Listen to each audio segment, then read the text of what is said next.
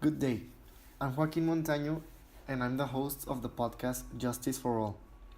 In this podcast, I proudly bring recurrent and important cases on injustice and human rights violations around the globe. Throughout the course of 4 months, I have been working on the Sustainable Development Goal number 16, Peace, Justice, and Strong Institutions. In my work, I investigated corruption in different institutions, different policies such as Trump's family separating policy, which violates peace and several human rights, and ways to help these people who get an unjust treatment. I had the pleasure of interviewing 3 different demographics that gave my investigation a high school student perspective, as well as a lawyer and a police officer's point of view. I asked these people questions such as what they thought about Mexico's long-lasting corruption problem and what they thought of the infamous Trump family separating policy. The high school student was a 17-year-old by the name of Melissa Treviño, who studies at Prepa Tech Metepec in Estado de México. When asked about Mexico's corruption problem, she thought that it was a vicious cycle, and she thought that the main reason for this issue to still be recurring is the lack of education in the country. She believes the people are uneducated and quite ignorant to the corruption issues the country faces every day. When I asked her about her opinion on Trump's family separating border policy, she said that the policy violated human rights and the rights of children.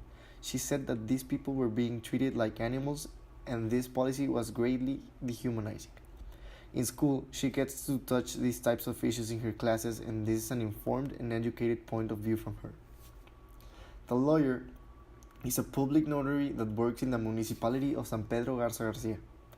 He said that as a lawyer, he could fight Mexico's corruption by denouncing corruption cases and resisting from encouraging these acts, such as bribery.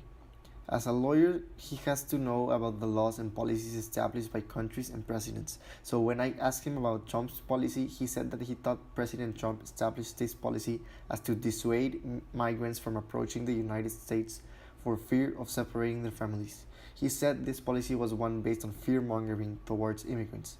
So I asked him what were some ways which he could help these migrants, and he answered by economically supporting associations which task themselves with helping these migrants, and by improving the working conditions of employees in their country of origin so they don't have to seek a better life in other countries.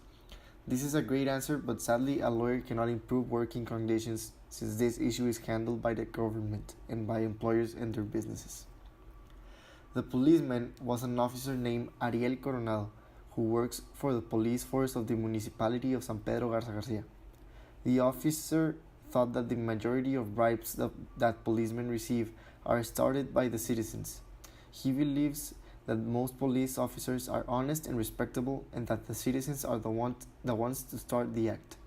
His answer might be biased, but he may still have a point, because most people try to avoid paying fines, and the way to do it is by bribery. And when I asked him how he thought these bribes affected the police institution, this was his answer. It's in Spanish, by the way. ¿Y de qué manera afecta esto a las instituciones policíacas? Más que afectar a las instituciones policíacas, afecta a la sociedad en general. Como te repito, siempre el ciudadano mexicano trata de evitar hacer el pago correspondiente a alguna multa, como buscando una alternativa con la corrupción. Puede ser desde económica hasta diciendo que son funcionarios, que conocen a alguien. So I hope this podcast helps enlighten some issues of the SDG number 16. I've worked hard on this development goal and will continue doing so. Thank you for listening. Goodbye.